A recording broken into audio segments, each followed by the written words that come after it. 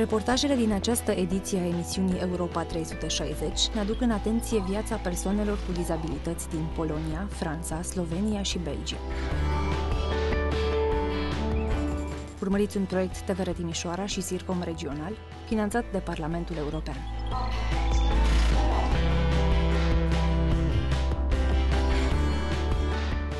Cariera de motociclist de performanță a lui Rafa Wilk a fost întreruptă de un accident dramatic.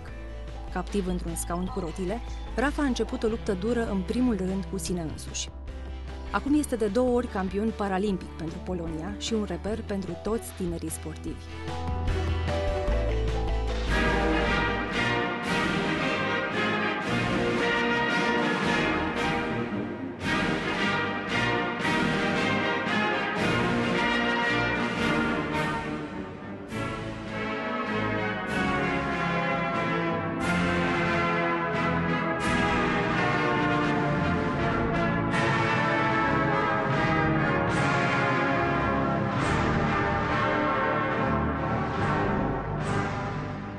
Bóg taką drogę obrał dla mnie, że mogłem poznać jedno życie, teraz pewnie mam drugie, jedną księgę zamknąłem, teraz pewnie otworzyłem nową, w której piszę, wydaje mi się, dosyć, nie wiem, kolorowe i naprawdę piękne rozdziały.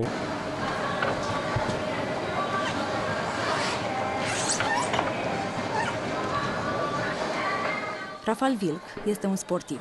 Știe ce înseamnă și înfrângerea și victoria. Aflat acum într-un scaun cu rotile și-a petrecut mulți ani pe motocicletă. După accident, doctorii i-au spus: nu mai poți conduce motocicletă, nu mai poți merge. Dar Rafał a considerat că uneori trebuie să schimbi poziția de start din viața ta. A trecut la o bicicletă de mână și a început antrenamentele.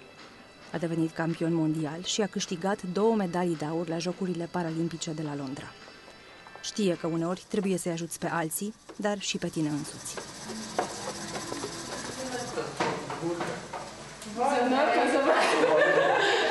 Na pewno nie zostałem sam, bo jakbym został sam, to nie wiem, czy bym tutaj teraz siedział i czy mógłbym się cieszyć pewnie tak życiem, jak się cieszę. Także na pewno zostałem doceniony tą pomoc, doceniam ją i chcę się jakoś zrewanżować. Jak mogę, tak się jakoś rewanżuję.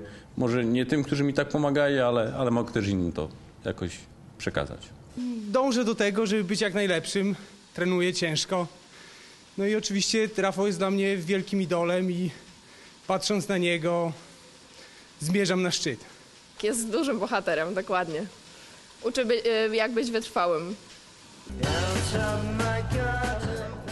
Rafał se antrenează de multe ori singur, câteva ore pe zi. Însă îi place să meargă și în echipă, mai ales dacă cei din echipă încearcă să-i ajute pe alții.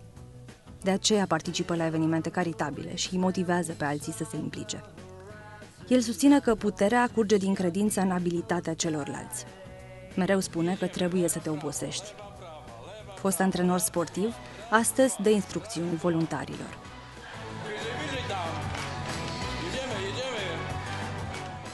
În urmă cu câțiva ani, a trebuit să se motiveze pe sine. Viața victimei de multe ori se schimbă după accident. Prea des se pierd energia și bucuria de a trăi. Când nu a mai putut merge, Rafał a fost încurajat de un alt invalid. Ești norocos că ai mâini.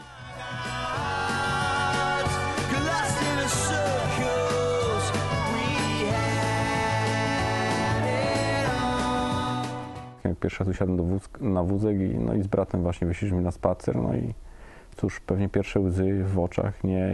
I tak sobie myślę, jak tak moje życie ma wyglądać do końca, że ktoś mnie ma wozić, nie? No to nie chcę, żeby tak moje życie pewnie wyglądało.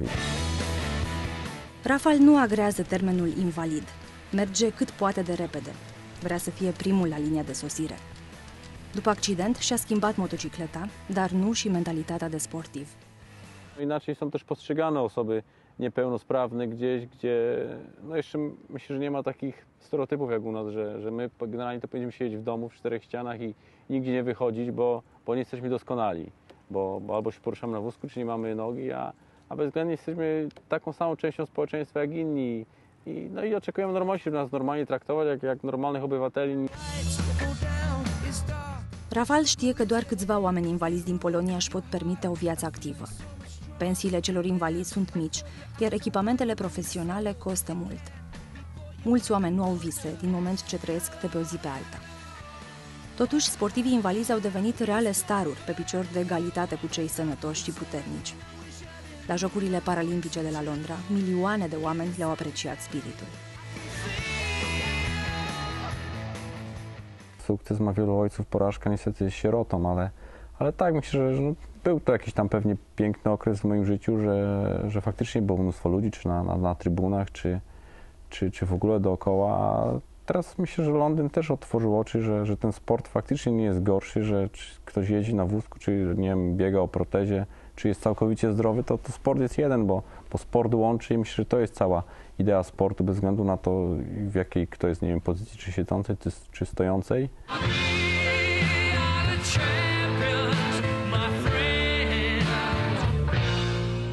Rafał Wilk a demonstrat că un accident nu trebuie să-ți schimbe viața în rău. Un maestru este o persoană ce are puterea să câștige. În cazul lui Rafał, și puterea credinței.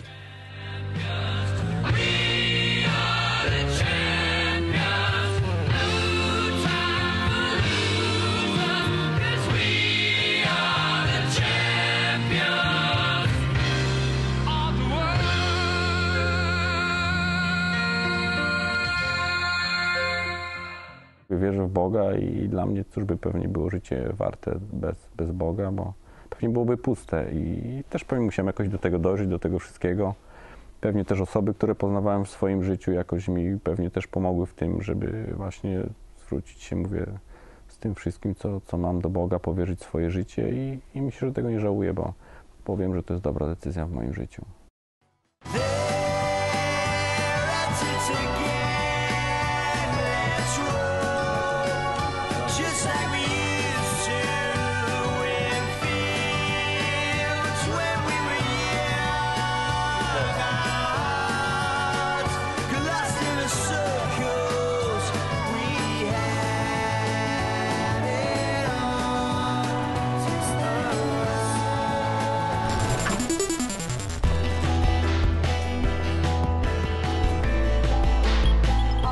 Giselle s-a născut cu un handicap locomotor în Franța.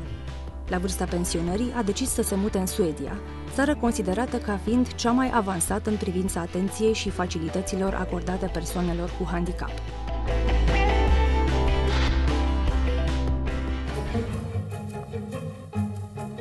Giselle a décidé de tout laisser derrière elle pour changer de vie.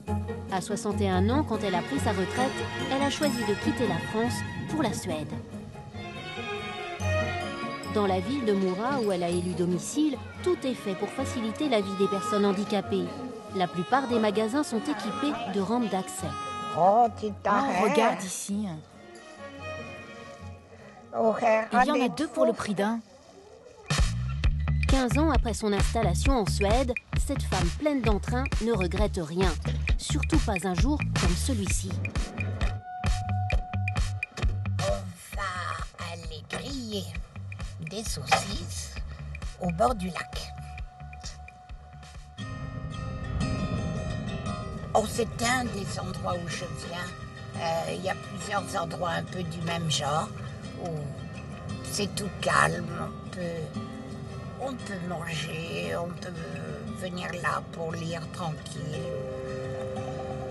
C'est le genre d'endroit que j'aime beaucoup en Suède. Pour l'accompagner dans ses moindres mouvements, Anne-Sophie, une de ses 4 assistantes, veille à tout.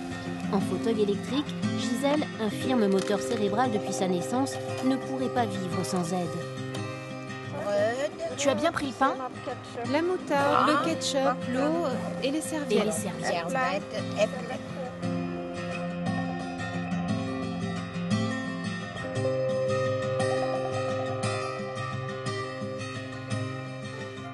Dans sa maison aménagée, Giselle profite de la vie sans compter.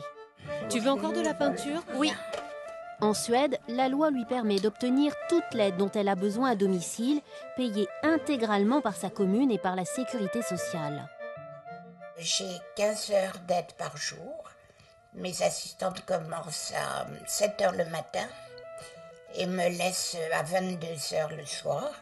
Mais si j'ai un autre projet, si je veux me coucher tard, il n'y a pas de problème. La loi me permet de choisir qui va m'aider c'est moi qui embauche, me permet de décider quand et comment. Donc c'est une qualité de vie tout à fait extraordinaire. Et à 75 ans, elle ne se refuse rien. Cet après-midi, c'est bowling avec Maria, une autre de ses assistantes. Seulement une. Et puis n'oubliez pas de sourire, sinon ça ne fait pas de chanson. Un peu plus tard, Maria l'accompagne pour une autre activité. Gisèle a beau être en fauteuil roulant, on bouge ensemble, on chante toutes sortes de musique. Elle fait partie intégrante de la chorale. Elle participe à toutes les chansons. Tout est possible. Gisèle prouve vraiment que tout est possible.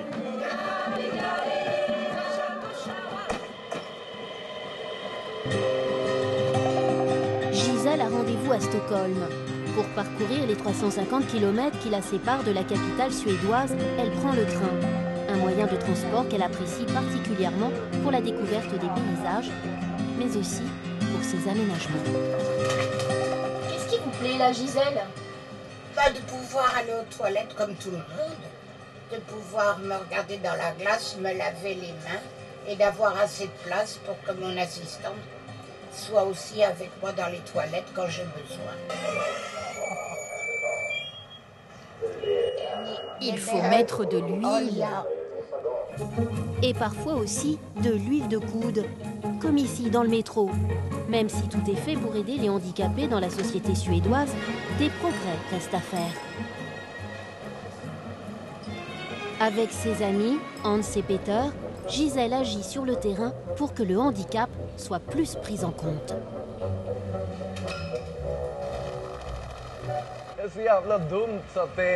Ah, ça c'est vraiment bête. Comment je vais pouvoir rentrer ici? Et pourquoi il n'y a pas une rampe en permanence, comme la loi l'oblige? Je ne sais pas, je peux pas vous répondre. Oui, c'est ça. On a une rampe mobile qu'on peut sortir.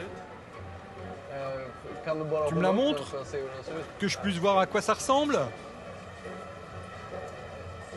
Il y a 2 rails comme ça. Ça? Mais c'est même pas une rampe, ça.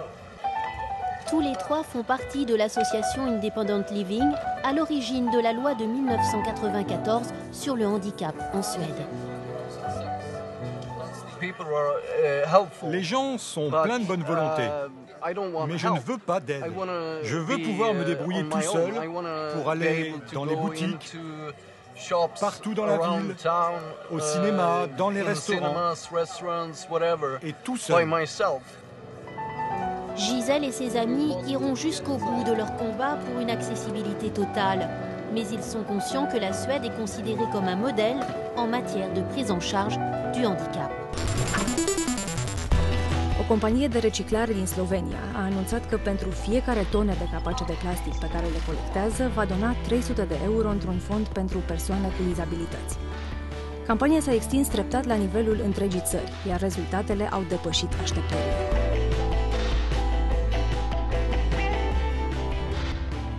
Plastični zamašek je za večino ljudi navaden odpadek, za druge pa sredstvo, ki lahko spremeni življenje. Zamašek, ki tehta komaj 2 grama, je postal eden najbolj iskanih odpadkov. Ljudje jih vztrajno zbirajo, podjetje MPI pa jih reciklira in za 500 000 oziroma tono zamaškov plača 300 evrov. Denar na to namenijo za nakup medicinskih pripomočkov, plačilo zdravljenja oziroma v humanitarne namene. Ko sem zvedla za te akcije, sem potem kar sama od sebe začela, Potem sem pa še malo organizirala okrog, smo se pogovarjali z domačimi, pa to in zdaj mi vsi nosijo, pa vsi pomagajo. Dejan je bil star šele 23 let, ko ga je med opravljanjem vzdrževalnih del na daljnovodu udarila elektrika. 3 udari po 20 000 voltov so mu roke dobesedno skuhali. Zdravnikom ni preostalo nič drugega kot amputacija. Ničesar več ni mogel sam, postal je odvisen od pomoči drugih. Ko sem se zbudil iz kome, nekako se nisem zavedal posledičnih težav, ko bojo pač nastopile. Ampak čez čas sem videl, kaj vse je prineslo. Problem je, ne moreš iti sam na WC, ne moreš jesti sam, ne moreš obleti se, ne moreš, vrata so problem, vse je bilo problem. Življenje Simona, medicinskega tehnika v prostem času jadralnega padalca, se je kruto spremenilo, ko je po skoku s padalom na Bosenski Jahorini stopil na mino. Silovita eksplozija mu je hudo ranila obe nogi, zato so jo morali amputirati. Ne Dejan, ne Simon se nista sprijaznila z odvisnostjo od drugih. Polna načrtov za prihodnost sta želela nadaljevati življenje, kakršno sta živela pred nesrečo. 170 000 evrov za Dejanove bionske proteze rok in 80 000 evrov za Simonove nožne proteze je bilo za posameznika preveč. Najprej smo začeli z zbiranjem zamaškov, namensko za Dejana. V bistvu smo sprožili akcijo po celi škofijski Karitas Celje, po župnijskih Karitas, kar se je potem razširilo na v bistvu celo Slovenijo.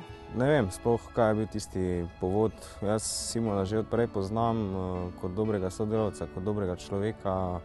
Vem, kaj je pripravljen bil, pa kaj je pripravljen še naprej vedno pomagati in je ostal isti človek, kot je bil.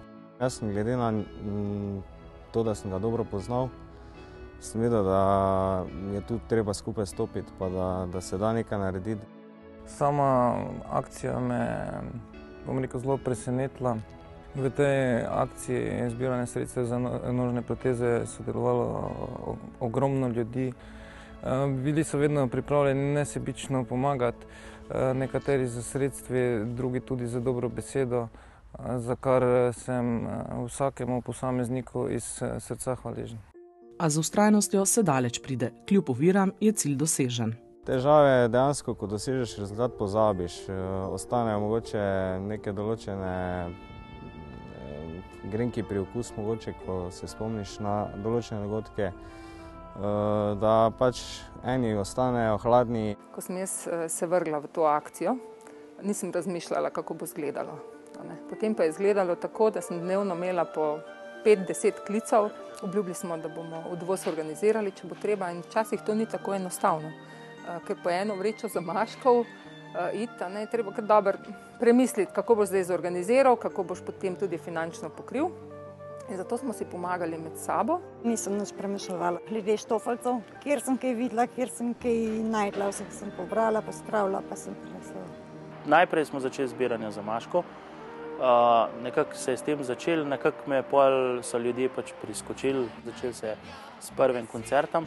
Tam je bil največji udar, tam sem videl, da mi nekako veliko ljudi stoji vzad za mano za tem in sem pač nekako rekel, pa pejmo res do konca in zberimo denar. Je pa treba vedeti, da tukaj je dosti velik napor in za družino in za vse.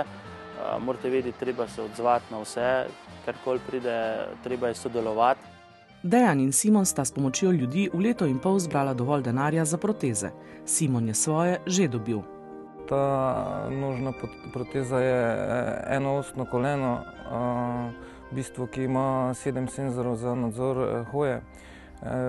Tile senzorji mi pomagajo pri bolj stabilni hoji. Pri hoji lažje hodim v klančino, lažje hodim po neravnem terenu, tudi stopnice mi ne predstavljajo več tako velikega problema. Dejan na roke še čaka. Sem nekako videl, da te proteze smisel v njih in pač videl sem, da bi se s tem dali veliko premikati, predstavljati stvari, ko zdaj jih lahko sicer, ampak pač so poškodbe pol zob in tako naprej. In pa določenih, ko pa jih vseeno moram zdaj, jih bom pa pol s tem protezam lahko predstavljal. Oba z optimizmom zreta v prihodnost, saj bosta s protezami lahko spet živela bolj polno in kakovostno življenje.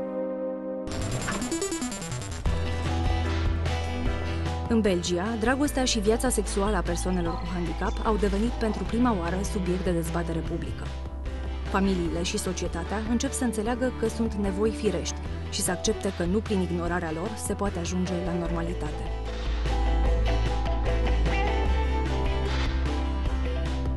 Vincent vit seul dans sa maison, mais pour tous les gestes de la vie quotidienne, il a besoin d'une aide. Aujourd'hui, c'est Jennifer qui le nourrit. Au-delà de cette dépendance, Vincent veut ou plutôt voudrait vivre comme tout le monde. Il a 52 ans, il nous résume sa vie sexuelle et affective. Je dirais que c'est un grand désert, puisque malgré mes envies, mes besoins, le fait que je sois souvent tombé amoureux, la première personne avec qui j'ai eu vraiment des relations sexuelles c'était lorsque j'avais 42 ans. Depuis cette relation qui s'est terminée il y a une dizaine d'années, je n'ai plus eu de relation sexuelle. Vincent regarde The Sessions, une fiction sur le travail d'une assistante sexuelle avec une personne handicapée. L'assistance sexuelle se pratique notamment aux Pays-Bas, au Danemark, en Allemagne et depuis quelques années en Flandre. L'assistance sexuelle est-elle comparable à la prostitution? Nous avons posé la question à Caroline. Pas du tout, c'est incomparable. Ce n'est pas qu'axé sur le soulagement, la satisfaction du besoin, dans le sens où lorsque la personne a joui, c'est fait, c'est fini. Au contraire, il y a tous les soins, l'assistance après, le côté affectif, la tendresse, l'écoute, le fait d'être ensemble. Et en fait, c'est beaucoup plus important que la satisfaction sexuelle. Nous sommes au centre Arthur Régnier qui accueille des personnes atteintes d'infirmité motrice cérébrale. Cette institution est une des rares en Fédération Wallonie-Bruxelles à oser parler de la sexualité sans tabou. Le psychologue de l'équipe réalise tout un travail sur la sexualité avec les résidents. Il en accompagne certains chez une prostituée. On met en place très concrètement les rendez-vous avec des prostituées. J'assiste la prostituée dans le déshabillage et la mise au lit, mais pas dans l'acte sexuel en tant que tel. Tous les mois, Antoine fréquente une prostituée. Ouais, je voulais absolument savoir ce que ça faisait, ce rapport charnel entre une femme et un homme. C'est ça que je voulais connaître, c'était une expérience que je voulais vivre absolument. J'ai plus confiance en moi. En fait, donc, parce que j'appréhende mieux la vie qu'avant que j'avais pas accès à cette part de tendresse. Mais certains résidents trouvent leur bonheur dans l'institution, comme Joseph et Amal. Avec lui, j'ai découvert plein de choses que je ne savais pas au début. J'avais très peur de l'amour. Et c'est lui qui m'a appris tout ça, quoi. La particularité du centre Arthur Régnier est d'offrir une vingtaine de chambres doubles. À côté du nursing classique, Jacqueline doit aussi veiller à leur confort affectif et sexuel. Quand ils me demandent, au moment de la mise au lit, de les mettre dans une certaine position, de ne pas mettre le pyjama, de bien les laver, mais je sais qu'il va se passer quelque chose, mais je n'en parle pas, je ne pose pas de questions. Bisous, caresses, amour physique, la société, les familles préfèrent ignorer les besoins des personnes handicapées. Mais ces femmes, ces hommes porteurs d'un handicap doivent parfois se battre contre leur propre image. Dimitri, c'est une personne qui m'a fait redevenir moi. C'est-à-dire qui a pu me faire accepter ce que je n'aime pas mon corps. Faut pas pleurer. On serait quoi? De pouvoir montrer son propre corps, même si on a un handicap. Ben oui. Et Dimitri l'a accepté, votre corps, comme il est. Voilà. Il a accepté comme j'étais. Ça, pour moi, c'est ce qui est le plus important. Et qui sait, un jour peut-être, Fallon et Dimitri célébreront leur union comme Xavier, Claire, Marianne et Georges. Et moi, je les aime bien, même si je retrouve... Non, c'est pas une robe qu'on peut mettre tous les jours. Pourquoi